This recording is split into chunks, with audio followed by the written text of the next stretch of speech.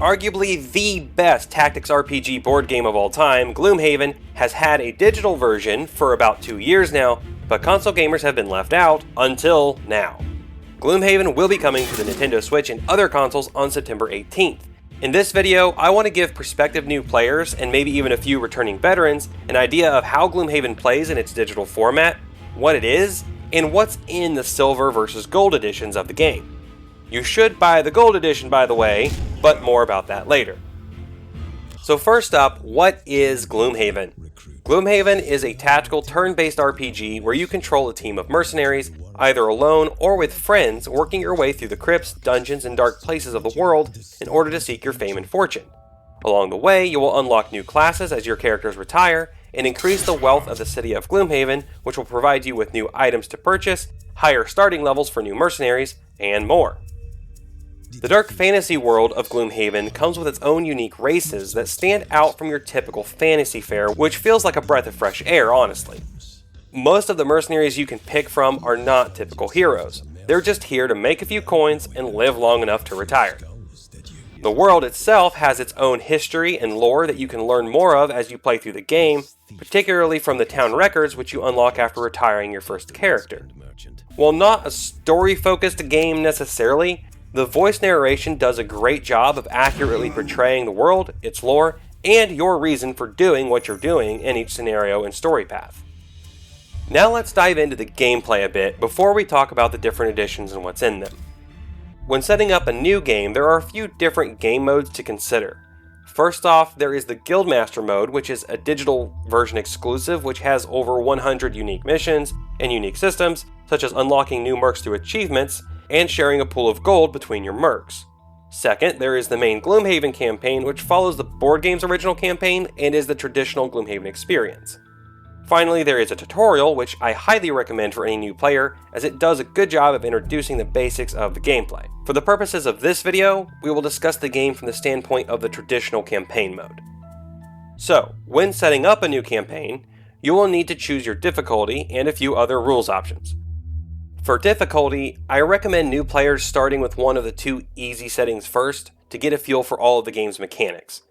You are able to change the difficulty mid-campaign if you want, once you feel more confident, which you probably will want to do as higher difficulties also provide more rewards in XP and money.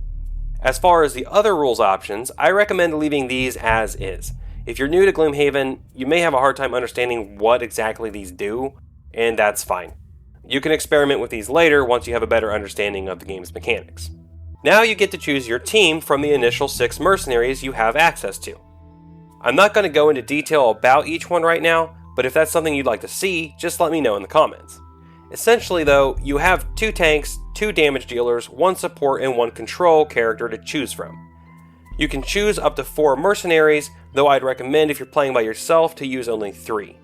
You can go as low as only using 2, but it may be harder to find a good balance with only 2 mercs, and will limit what characters will be viable. Of course, you can play online too, where up to 3 friends can control the other mercenaries. It also bears mentioning here that the multiplayer function is drop in and drop out between missions, so you aren't tied to having to have everybody together to play each time. Someone else can control a missing player's mercenary, or you can simply remove them from the team temporarily without losing any of their progress. Once you've found a merc you'd like to use, you will be able to name them and assign them a retirement goal from 2 choices. These goals will typically unlock a new class, but sometimes unlock new scenarios and items instead. Each goal will provide you with some flavor text to motivate your merc, and then list the specific achievement needed, like killing a set amount of specific enemies, completing specific scenarios, or other tasks. Don't sweat this too much when getting started, just pick the one that sounds best to you. Finally, each merc will get a starting amount of gold with which to buy their first item or 2 from the shop.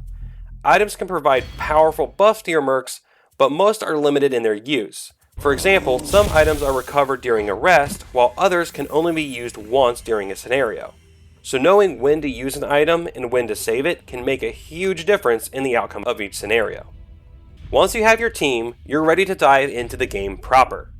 Each merc comes with their own unique set of ability cards from which they can play each turn, but this isn't what most people think of when you say the game is card-based. The hand isn't random, you select it and can add new cards to your available pool of cards each level up, thus allowing you to create a build tailored to the way you want to play the character. Each character has a hand size, which is the amount of cards you can take into a scenario, and you can freely swap out cards between your hand and the rest of your available cards between each scenario, thus allowing you to experiment with different builds. Each turn you will play the top of one card and the bottom of another in any order. Once all your cards are discarded, you can perform a short or long rest to get them back, though you are required to burn one card for the rest of the scenario. In a long rest, you get to choose the card lost and receive a small amount of healing, but you can't play any cards during the round you rest. In a short rest, you lose one card randomly, receive no healing, but can still play the current round. Your hand size then essentially functions as your character's stamina. You can only run and fight for so long before you become exhausted by running out of cards. As far as what's on each card, the top action of most cards is typically an attack, while the bottom is typically a move, but there are many exceptions to this, especially farther into the game. The various abilities on cards extend well beyond simple attacks and moves too, featuring buffs, debuffs, healing, card recovery, status ailments, control abilities, and so on. Frankly, any more detail here is well beyond the scope of this video, but as I said earlier, I can go into it in a future video. If you're interested, just let me know. But in addition to having your abilities on them, the cards also have a number which represents initiative. The first card you pick each turn for each character will give you their initiative number, and the lowest initiative goes first.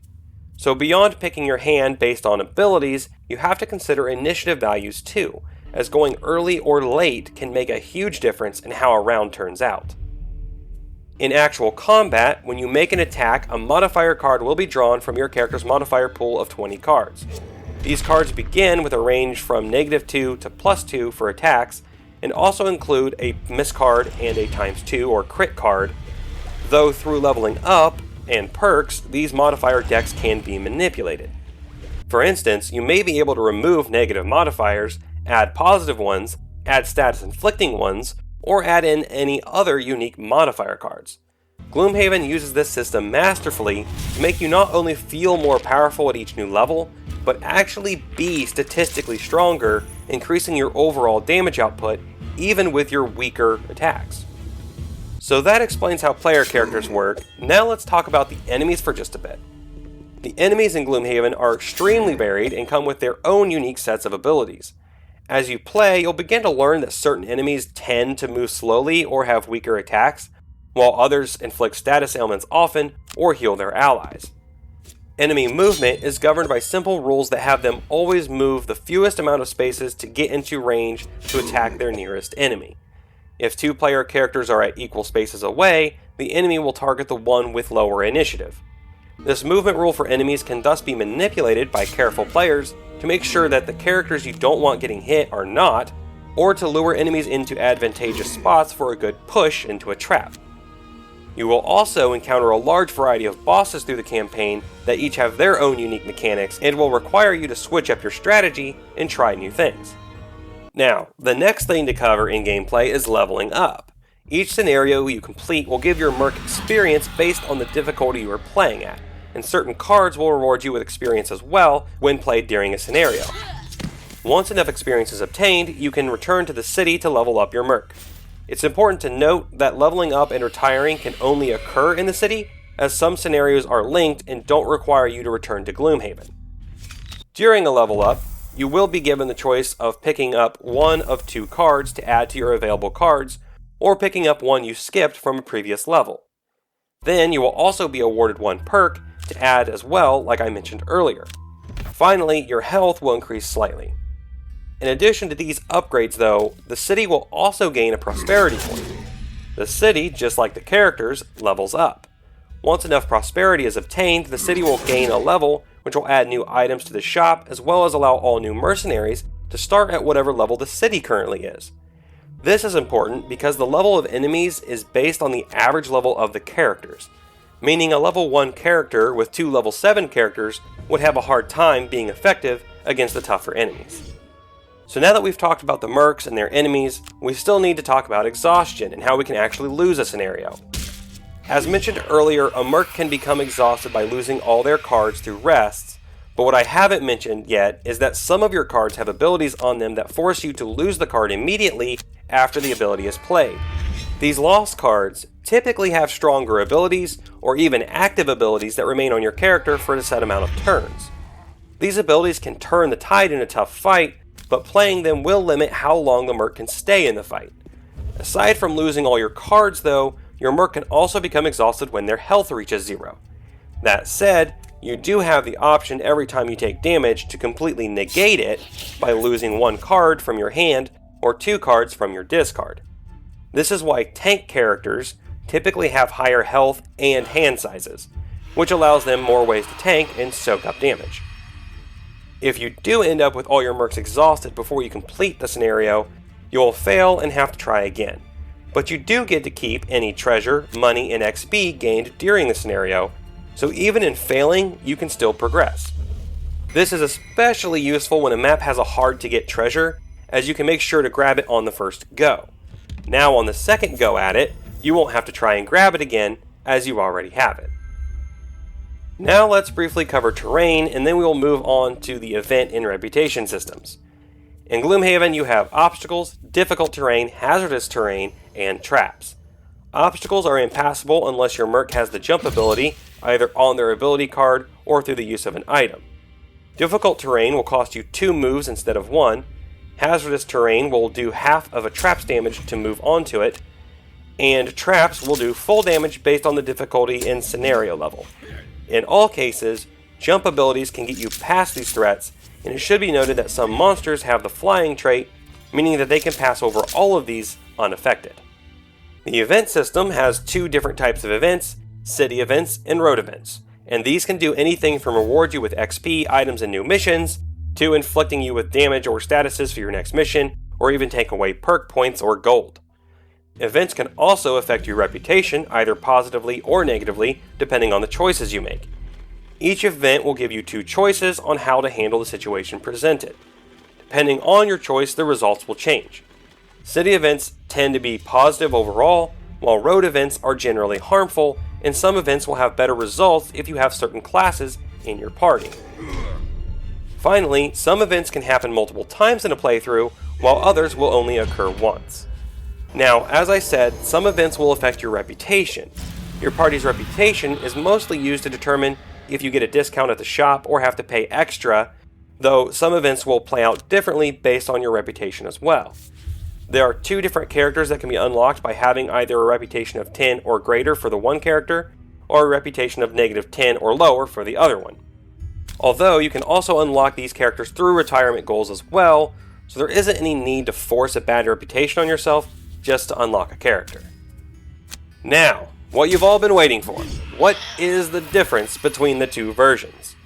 The Silver Edition will get you the base game along with the solo mercenary scenarios, which are essentially challenge scenarios where you play with only 1 merc. These scenarios unlock when a merc reaches level 5 and are designed for players who have mastered a particular merc. To be upfront with you, I just recently purchased this DLC for myself for the purpose of talking about it here. I've attempted one of the scenarios so far, and boy is it challenging. I've gotten close to completing it a few times, but victory has still eluded me. As far as whether it's worth it to actually complete these, I've seen some pretty negative comments on the Steam forums, and unless you just want the challenge, most of the rewards themselves are apparently lackluster. Not all, but most. That said, this DLC is thrown in more or less for free with the current pre-order setup, and the price of $36 is well worth the base game. But, as I said in opening, you should just get the Gold Edition. Gold Edition comes with the base game and solo scenarios in addition to the Jaws of the Lion DLC. The Jaws of the Lion DLC is well worth the additional $9 as it adds 25 more scenarios, 4 new mercenaries playable from the beginning in both the DLC and the main game, and additional items. In fact, the Jaws of the Lion DLC is actually a great place for new players to start, as it is a shorter, more linear story that introduces you to the game at an easier pace. Also, with the DLC active, you'll be able to carry over your progress from the Jaws of the Lion campaign right into the main Gloomhaven campaign. Jaws of the Lion was actually my introduction to Gloomhaven, as I played the board game version of it first, before later playing both the full Gloomhaven board game as well as the digital versions of each. There is so much more that could be said about Gloomhaven and so many details to break down that I just can't do it all in one video. But I hope this has helped clear up some of your questions at least, if you're looking at picking it up. If you have any more questions, please leave them in the comments and I will do my best to answer them for you. If you'd like to see more Gloomhaven content, check out this live stream I did where I played the campaign's first 2 missions. As always, thank you so much for watching, have a great day, and keep on gaming.